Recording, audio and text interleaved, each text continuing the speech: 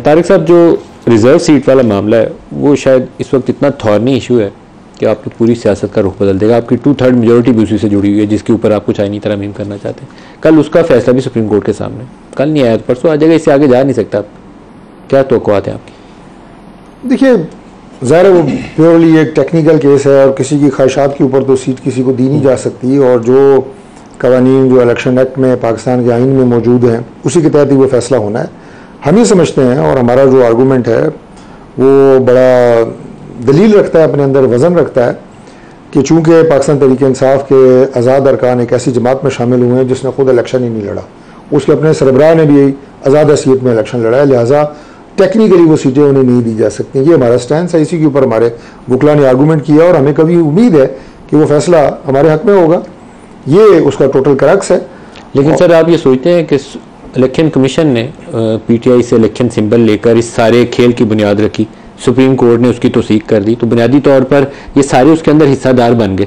अब supreme court ने कह दिया हमने ये कहा ही नहीं था इनसे इलेक्शन सिंबल आप वापस लें, हमने तो पार्टी से सिंबल वापस लिया था, इनके अरकान को आप सिंबल दे सकते थे।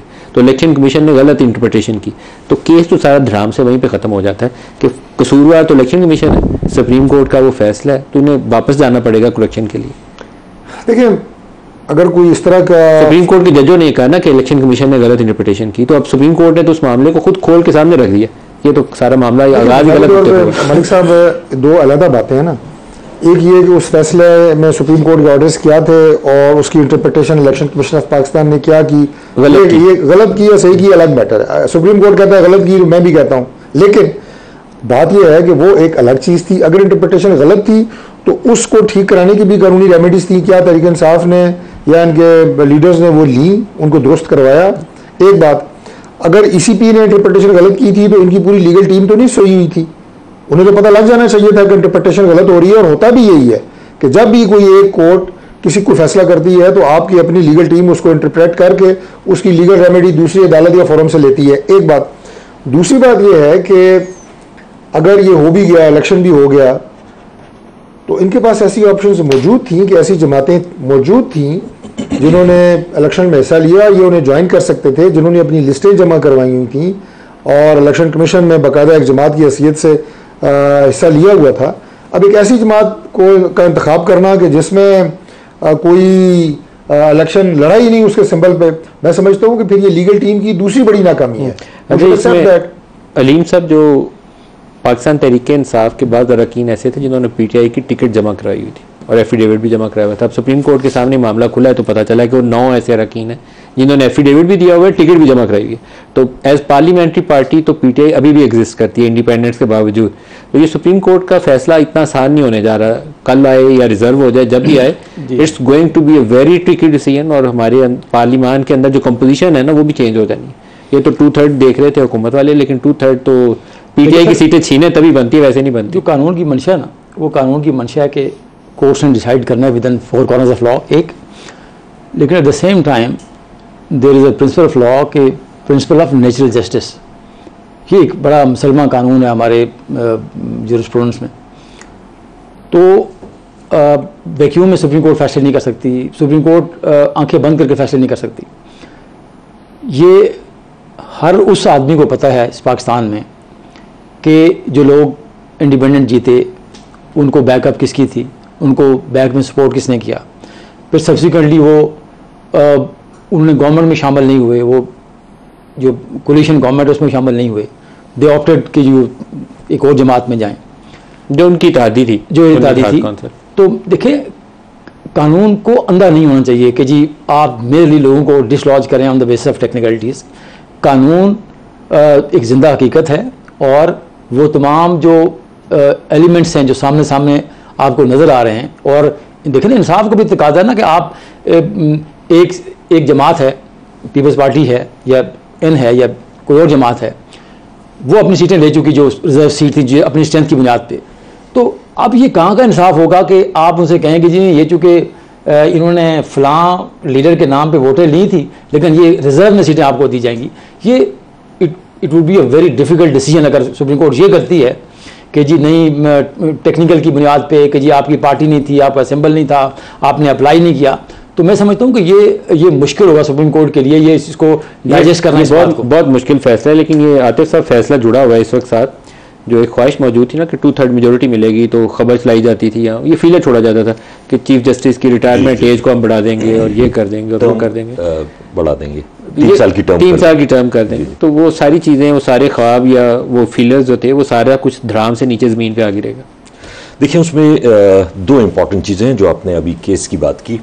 पहली बात तो यह है कि हमेशा जो कानून बनता है, मतलब हम भी लेजिस्लेचर रहे हैं 10 साल से, चौधरी साहब भी हैं, स्पिरिट ऑफ लॉ एक चीज़ होती है।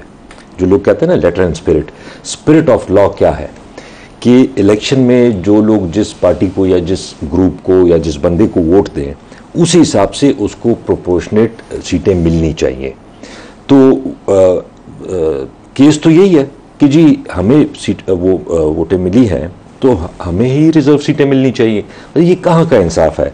एक पार्टी की 1 सीट है और उसको आप 2 रिजर्व सीटें दे रहे हैं, मतलब ये कोई अकल मानती है? मतलब इस तरह तो नहीं हो सकता ना कि जज इस तरह का फैसला कर दे। ठीक है, टेक्निकल ग्राउंड्स अपनी जगह होंगी। दूसरी बात जो मुझे इसमें बड़ी अजीब लगी है, जो आपने भी जिक्र किया, सुप्रीम कोर्ट ये कहती है कि जी ये इंटरप्रिटेशन गलत की इलेक्शन कमीशन ने, और साथ में ये भी कहते हैं कि ये जी हमारी रिस्पॉन्सिबिलिटी नहीं है इसको ठीक करना। मतलब अगर हमारी आपस में लड़ाई है या कोई गलत मैंने किया है तो तभी आप कोर्ट जाएंगे ना, और कोर्ट उसको ठीक करेगी। तो अगर कोर्ट सिरे से अपने आप को निकाल ले, इस मामले से नहीं निकाल सकेगी। अब ये कह रहे हैं ना, फैसले के नतीजे में इलेक्शन कमीशन ने इंटरप्रिटेशन की, exactly, उसी के ऊपर 8 फरवरी का इलेक्शन हुआ, और वो अदालत के हमें पता ही नहीं है, तो ये बात तो मानने वाली नहीं है। हमें पता नहीं है, और ये कह रहे हैं कि जी उन्होंने गलत इंटरप्रिटेशन की, और साथ में कह रहे हैं कि जी हमारी रिस्पॉन्सिबिलिटी भी नहीं है इसको ठीक करना। तो अगर आपके फैसले, इलेक्शन कमीशन ने गलत फैसला आपने किया, इलेक्शन कमीशन ने उसको गलत इंटरप्रेट किया, और सजा उसकी आप जो लोगों को सीटें मिलनी चाहिए जो अवामी मैंडेट है उनको आप उसको कैसे उससे फर्क कर सकते हैं? थे जिनके जो ऑब्जर्वेशंस थी बड़ी मानीखेज थी, जैसे जस्टिस अतर मिनल्ला हैं, जस्टिस मंसूर हैं, मंदोखेल हैं, जस्टिस मुनीब हैं, या अफरीदी हैं, जस्टिस आयशा हैं, क्लियरली वो लाइन ड्रॉ कर रहे थे कि नहीं, ये स्पिरिट ऑफ डेमोक्रेसी, आपने स्पिरिट ऑफ लॉ इस्तेमाल की, उन्होंने स्पिरिट ऑफ डेमोक्रेसी। लोगों की मंशा क्या थी? मैं आपकी तरफ आ रहा हूँ, मैं सिर्फ 1 मिनट अगर आप इजाज़त दें। लेकिन बार बार टेक्निकलिटीज़ की बात हो रही है। मैं वकील तो नहीं हूँ, लेकिन बाज़ चीज़ें ऐसी होती हैं जो बड़ी एविडेंट होती हैं, और उनके समझने के लिए या समझाने के लिए वकील होना ज़रूरी नहीं है। अभी दोबारा आ जाते हैं, जो ट्राइब्यूनल्स की हम बात कर रहे हैं। अब ट्राइब्यूनल में जब आप नोटिफाई होते हैं, जैसे मैं, अगर मेरा नोटिफिकेशन हुआ है इलेक्शन जीतने का, तो मेरे मुखालिफ जो भी उम्मीदवार इलेक्शन पटिशन करना चाहते हैं ट्राइब्यूनल में, वो दाखिल करने के लिए उसे 45 दिन के अंदर अंदर दाखिल करनी होगी। है ऐसे ही है भाई साहब, 45 दिन। अब एक बंदा 46वें दिन 46th डे पे चला जाए कि जी 1 दिन ऊपर हो गई है, मेरी पटिशन रख लें, टेक्निकलिटीज़ में ना जाए, मेरा राइट ख़त्म हो जाएगा, फलां हो जाएगा, अदालत एंटरटेन करेगी? नहीं करेगी। सो टेक्निकलिटीज़ आपके केस में दिन ऊपर होती है। मेरे अपने ज़ाती केस में 100% ये टाइम बार पटिशन है कि उसमें उन्होंने दाखिल की 43rd डे पे। 7 दिन का कोर्ट ने उन्हें कहा कि 7 दिनों के अंदर आप कुछ ऑब्जेक्शंस हैं ये वापस ले दुरुस्त करके लाएं। अब विदिन 7 डेज उन्हें दोबारा आना था, वो आए हैं 22 दिनों बाद। तो ये तो बिल्कुल ओपन एंड शट केस है। अब इसमें मुखालिफ हमारे दोस्त कहें, भाई कहें कि जनाब ये तो टेक्निकलिटीज के ग्राउंड पे, लेकिन टाइम वाला इशू भी एक तो अदालत ने फैसला करना है, दूसरा सिर्फ आपके हल्के के ऊपर इतलाक होता है। इसलिए मैंने इब्तदाई कलमात में भी कहा कि आपके केस में ये मौजूद है टाइम बार वाला इशू, बाकी तो नहीं। बाकी भी हमारे एक बाकी भी दोस्त हैं, उधर भी ये मसला है। लेकिन अभी आप देखेंगे ये जो ट्राइब्यूनल अभी ऑनरेबल सुप्रीम कोर्ट ने सस्पेंड किए हैं, इलेक्शन कमीशन पंजाब की बात कर रहा हूं, उसमें जो इब्तदाई प्रोसीडिंग्स 1-2 ट्राइब्यूनल्स की हुई हैं, पिंडी में हुई हैं, 1-2 और ट्राइब्यूनल्स हैं, पहली पेशी पे उन्होंने पटिशन्स खारिज कर दी हैं इस बुनियाद के ऊपर कि ये टाइम बार्ड है। यही मसला कि आप with in the prescribe time 45 days, या अगर 7 दिन अदालत ने दिए थे तो 7 दिन के अंदर दोबारा दाखिल नहीं कर सके, वो पटिशनें उड़ गई। तो बताइए इनका केस टाइम बार्ड के हवाले से कहाँ स्टैंड? जी मैं बात करूँगी, और ये मैं एक और मैं आपको बात करूँ कि तारक जहांगीरी साहब हमें कभी भी नहीं लगा कि वो प्री डिटरमिन्ड माइंडसेट से फैसला करेंगे, बिल्कुल भी नहीं है। आई थिंक आज उन्होंने कहा है कि ये टाइम वाला इशू जो है ना करेंगे, वो देखें फैसले के अंदर आप देखिए, आप अगर ये प्रीएम्प्ट कर लें पहले ही कि जी वो ये फैसला करने जा रहे हैं, तो मैं समझता हूँ ये ज्यादती है। नहीं, हमने देखिए ना, नहीं जो लोग उनको कहते हैं जी आप इसे डिस्टेंस कर लें इस केस से, या आप आपने तो एप्लीकेशन दी ना वहाँ ट्रांसफर की। मेरा अपना ये ख्याल है इन्होंने बजाय देकर जज ही तब्दील करने को, बजाय इसके कि आप जज से लड़ें या लोगों से कहता हूँ कि जज से लड़ें, आप केस में लड़ें। ये बड़ा सब्सटेंशियल पॉइंट है इनका कि अगर ये एक स्पेशल ट्राइब्यूनल है, ये हाई कोर्ट नहीं है, ये सुप्रीम कोर्ट नहीं है, एक स्पेशल ट्राइब्यूनल की स्पेशल पावर्स हैं।